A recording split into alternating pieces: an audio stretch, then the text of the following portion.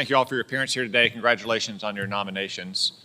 Mr. Calvelli, is space a warfighting domain today? Senator Cotton, I believe that we created the United States Space Force, so I would imagine it can be considered a warfighting domain.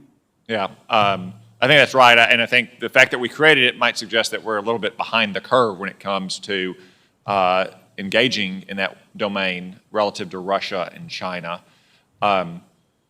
Wars typically are not won just on the defense, right? Right. It's a combination of defense and offense. So do you believe that we need offensive space capabilities to be predominant in space?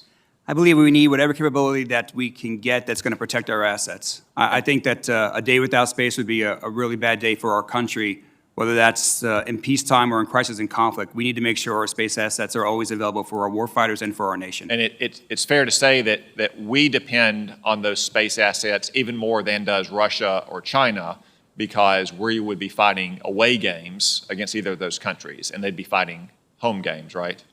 At this point in time, yes, sir, I think you are correct. Yeah. So it's very important that we be able to defend everything that we have, both defend our legacy systems and that we design our satellites and other space assets going forward in a way that make them even more defensible. I agree with that, Senator. In every other domain, I think it's true in space, we have to be able to hold China and Russia's assets at risk as well with offensive capabilities. I agree. So the DoD is unfortunately littered with a lot of expensive programs that have gone wrong, where the taxpayer doesn't get what we paid for, and sometimes that's due to immature technology. Sometimes it's due to the leadership and management of programs. Sometimes, maybe every now and then, it's due to a little bit of congressional meddling and parochial politics back home.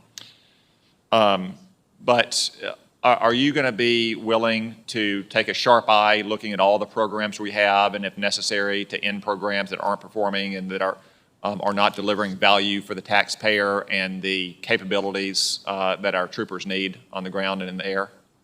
Yeah, thank you, Senator. I am a firm believer on delivering programs on cost, on schedule, meeting our requirements. And if there's programs that are awry or not heading in the right direction, I have no problem either taking corrective action or terminating them. Well, thank you. I know that you served a great career in the intelligence community, concluding at the NRO, and I look forward to you being an outstanding Assistant Secretary. Thank you, sir. Mr. Parker, several members of Congress earlier this year, including myself, commissioned an oversight report about Navy culture. Have you had a chance to read that report? Senator, I have not read that report. Okay. I'll send it to you. I encourage you to read it. We didn't do it ourselves. We just asked retired flag officers to review it. I provided it to the Secretary as well. And as a former surface combatant commander, I think he agreed with a lot of what we found. Unfortunately, the report found that 94% of sailors interviewed believe that the Navy suffers from a crisis in leadership and culture. This is especially true of the surface Navy. Some specific issues raised were an insufficient focus on warfighting skills, a culture of micromanagement, a zero risk and zero defect mentality that ended up jettisoning careers of chiefs or officers who'd served 20 or 30 years because they made a single mistake, and just the crushing administrative and paperwork regime. As you can see, those aren't really political issues or partisan issues. It's all about the kind of burdens we put on sailors and the distractions they face when they should be training for and operating in a warfighting environment. Could you please share your thoughts about all these non-combat related training programs and additional administrative tasks? Do you think these things are excessive? What can we do to reduce them? What specific kind of trainings might we consider eliminating to get sailors back focused on warfighting?